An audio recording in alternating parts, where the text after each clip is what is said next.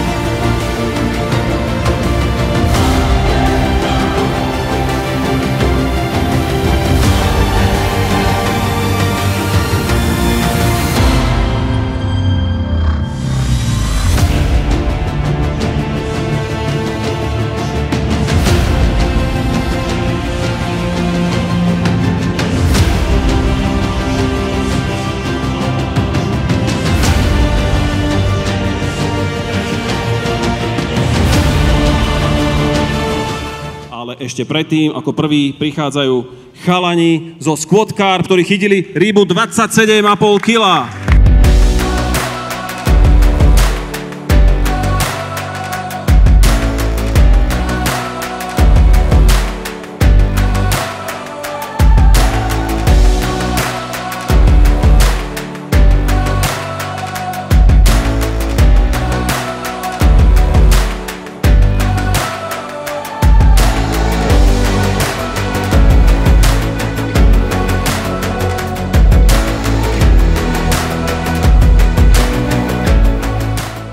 V každom prípade v prvej trojke ostali a na treťom mieste sa umiestnili lovci chytajúci v sektore Mig Bites na PEGu 56.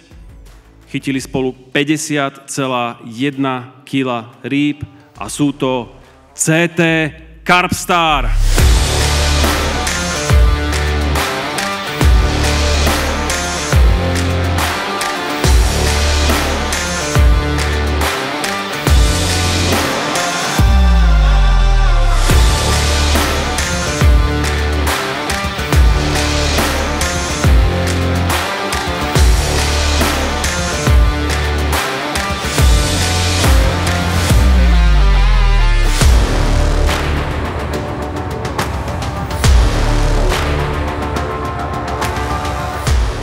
Posunieme sa k tomu tímu, o ktorom som vravel, čo sa ráno udialo.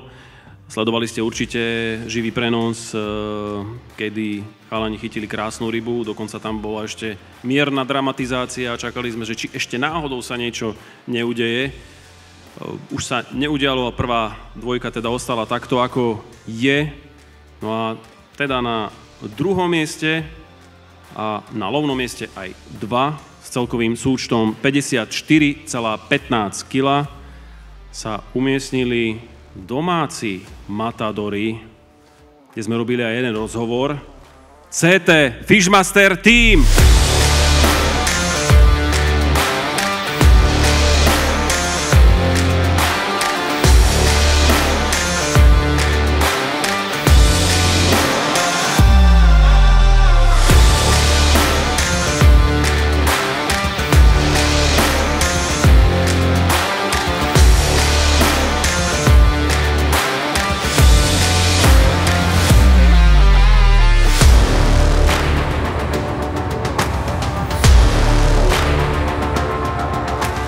Poďme na tých bojovníkov, ktorí tam z toho forehondu dovalili od samého začiatku.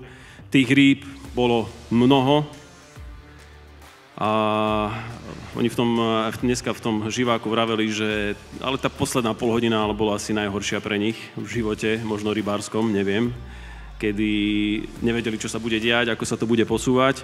No už sa to neposunulo nijak a oni tú priečku, ktorú priebežne mali, si aj udržali a spolu mali nachytaných 57,375 kg. Veľkí bojovníci, ktorí tých úspechov už majú za sebou viac, dobrá sezóna. Z Pegus 78 na prvom mieste Kráľová Carp Cup 2025 sa umiestnil tým Carpson Bites.